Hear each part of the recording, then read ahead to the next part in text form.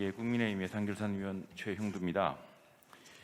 이 내년도 예산안을 보면서 저는 여러 가지 참 생각을 하게 됩니다. 그러니까 우리 최초로 지금 회계연도에 대해서 다시 생각해 봐야 되는가 하는 생각이 듭니다. 그전에는 대통령 선거 12월 달에 있고 또 새 정부가 2월 달에 출범하기 때문에 거의 새 정부가 1년 내내 예산을 쓰는 구조인데 지금은 5월 달에 정부가 물러나고 5월 중순에 새 정부가 들었습니다.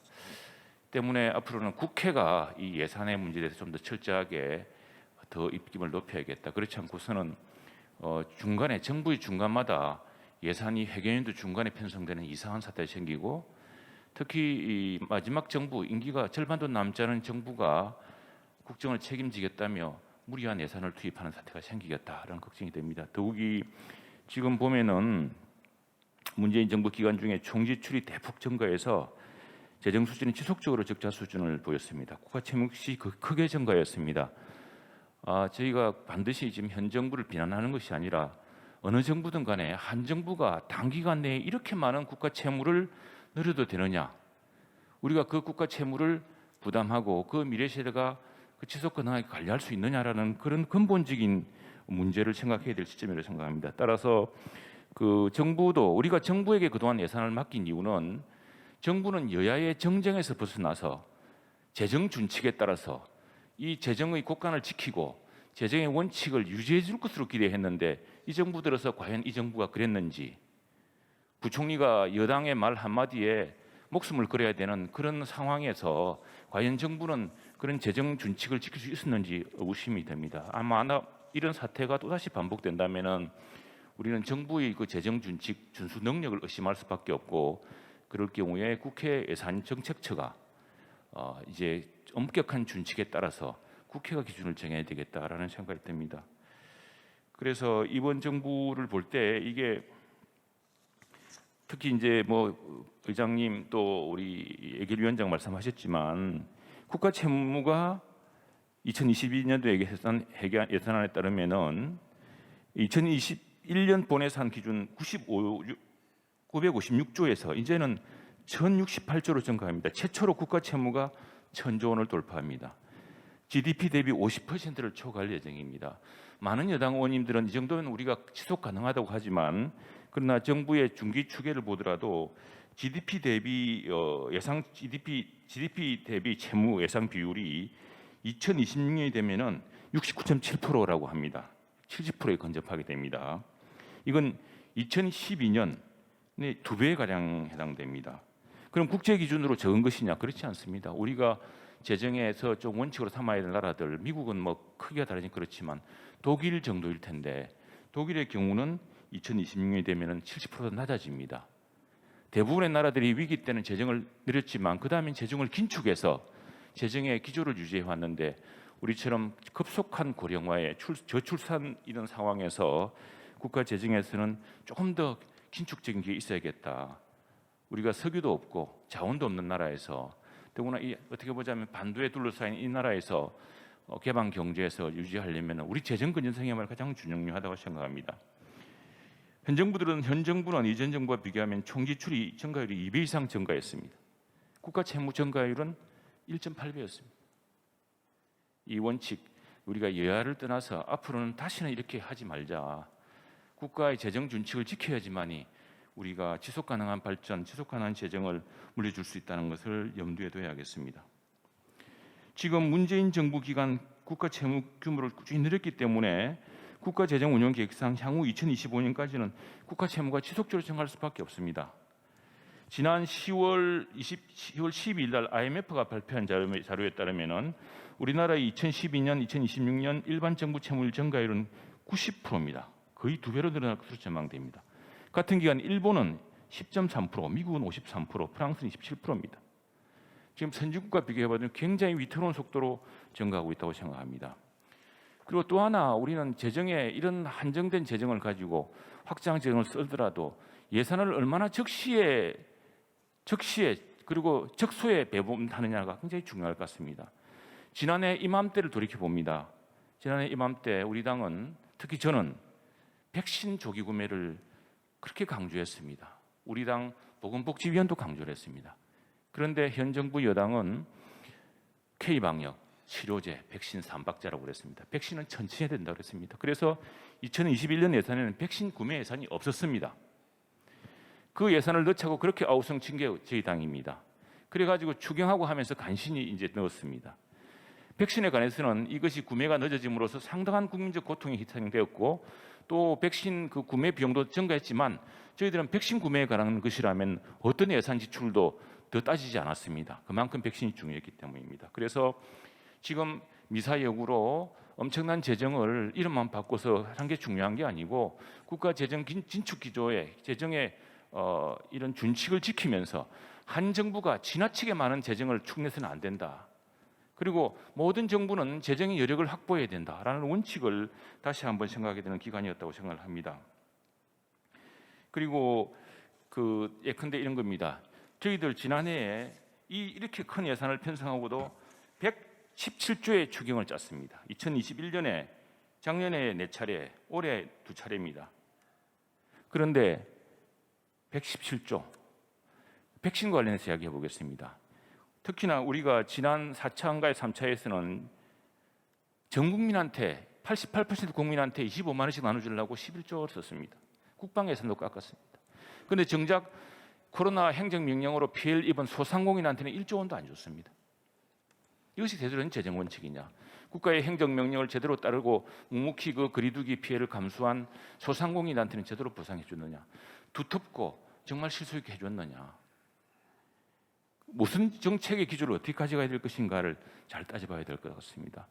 미국의 경우에 백신 선도 국가가 됐습니다만 미국이 백신을 확보하기 위해서 지난해에 트럼프 행정부 때 워프 스피드 오퍼레이션을 했습니다. 전 국민에게 내년 1월 1일까지 백신과 치료제를 공급한다. 그래서 불과 8개월 만에 미 국방부가 총력을 다해서 투입해서 마침내 화이자, 모더나, 얀센 다 했습니다. 그때 든 예산이 얼마인 줄 아십니까? 180억 달러입니다. 우리 돈으로 20조입니다. 어마어마한 규모지만 우리가 썼던 추경의 규모 그리고 25만 원씩 88% 국민에게 나눠주기 위해서 10몇 조를 썼던 것과 비교하자면 재정의 원칙, 재정 투입의 원칙, 기조, 속도가 어디에 맞춰줘야 되는지를 잘 봐야 될 것 같습니다.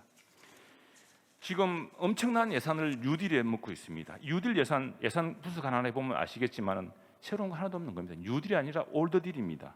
그런데 이름만 바꿔서 엄청난 예산을 쏟아붓고 있습니다. 5월달, 6월달에 정부가 바뀌는데 이렇게 해도 되는 것인지 저희들은 지난해와 마찬가지로 저희 당에서는 이 예산의 적재적소 여부 그리고 시기적으로 맞는 것인지를 철저히 따져보겠습니다. 오히려 저희들은 정말 어려움에 처한 소상공인들 이제 비로소 위드 코로나 단계로 간다고 합니다. 그동안 고통과 희생을 감내해왔던 소상공인에 대한 두터운 보상이 되는지 그리고 자라나는 우리 세대들 우리 대학생들이 정말 필요한 학자금이라든가 또는 아이를 키우는 데 필요한 비용을 제대로 지금 받을 수 있는지 그런 것들에 더욱 신경을 쓰겠습니다. 우리 근로자들 고용 안정을 위해서 필요한 비용들에 대해서 더욱 많은 노력을 기울이겠습니다. 지난해 저희들은 641개 사업 21조 3천억을 편성된 한국판 뉴딜을 최소한 50% 이상 삭감해야 된다고 주장했습니다. 그래서 오히려 코로나19로 시급한 지원이 필요한 긴급 아이 돌봄, 소상공인 지원, 맞춤형 재난 지원에 더 강화해야 된다고 이야기했습니다. 올해도 그런 기조로 많은 것을 살펴 보겠습니다. 뉴딜로 막대한 돈을 쓰는 게 중요한 게 아니라 시장 경제와 기업의 활력을 살리는 것이 더욱 중요합니다. 불필요한 규제, 또 탈탄소의 정책을 잘못 펼치는 바람에 전 세계가 오히려 안전한 탈탄소 에너지원을 찾는 시기에 우리는 탈원전에 너무나 치우친 나머지 기후 악당 국가가 되었습니다. 이런 정책의 잘못, 입법의 잘못을 하나하나 따져서 이 모든 것이 반드시 예산과 재정 투입으로 되는 건 아니라고 생각합니다. 자유로운 기업, 시장 경제의 활력을 살리기 위한 여러 제도적 조치들, 정책적 방안들을 찾아보도록 하겠습니다. 권은희 의원님 의원실에서 남보라님께서 질문을 최영두 의원님께 질문이 있습니다. 국민의힘 최영두 의원님께 질의를 드리겠습니다. 정부는 2022년도 예산안을 발표하면서 21년, 25년 국가재정 운용 계획에서 국가 채무가 2022년에 1천조 원을 넘을 것이라고 전망을 했고 이에 대해 의원님께서는 국가재정 상황을 고려하지 않고 방만한 운영을 했다고 말씀해 주셨습니다. 포스트 코로나에 대응하려면 국가 채무가 늘어나는 것은 불가피할 수도 있다는 생각이 듭니다만 미래 세대의 부담을 주지 않도록 재정 건전성을 중시해야 한다는 의원님의 의견에 공감합니다. 이와 관련해서 의원님께서 우리나라 국가 채무의 증거와 관련해서 추가적으로 고려해야 할 내용이 있는지 무엇이 있는지를 의견을 여쭙고 싶습니다. 함께 연구해야 될 문제고, 저는 특별히 오늘 이 방안에 대해서 지금 어떤 시기에 예산이 집중적으로 필요하고 또 나라를 위기에서 구하기 위해서 모아놓은 예산을 써야 될 때가 있을 겁니다. 그런데 지금 우리가 이제 국가 채무 증가와 관련해서 추가적으로 고려할 내용, 아마 정말 집단적인 지성이 필요할 거라 생각합니다. 여야 입장 차이에도 불구하고 우리가 어떻게 이를 돌파해야 될 것인가. 그래서 오늘 우리 김태일 교수님께서 제안하신 대로 이제 우리가 정부는 자꾸 여당의 압력을 받고 해서 과거처럼 이렇게 재정 준칙을 지키기 참 어려운 상황을 좀 많이 목도했습니다. 그래서 이제 우리 국회가 조금 더 이 문제 역할을 해야겠다. 그래서 미래를 위한 재정기획특별위원회를 국회에 설치해서 여야가 함께 산적한 경제과제를 논의하고, 지금 우리 권은희 의원실에 그 남보라 선생님이 지금 보내주신 것처럼 우리가 추가적으로 고려해야 될 것이 무엇이 있는지를, 그러니까 우선에 예산 항목 따져보면 그것이 그 예산 적합성이 있느냐, 적시성이 있느냐, TPO에 맞느냐에 보면 많은 입장이 다릅니다. 그런데 여당은 180석 가까운 의석이 있다 보니까 제가 그 결산도 해보고 예산도 추경도 해보고 하는데 이게 합리적인 무슨 이성이 끼어든다기보다는 지도부라든가 어떤 대권 주자의 큰 구상에 따라서 밀어붙이는 경향이 많은 것 같습니다. 이건 이제 그렇게 할 문제가 아니고, 이번에 우리가 이 경험 삼아서 이런 어떤 협의체 같은 거라든가 또 평소에 스타디 모임이라든가 이걸 통해서 많이 해야 될 거라 생각합니다.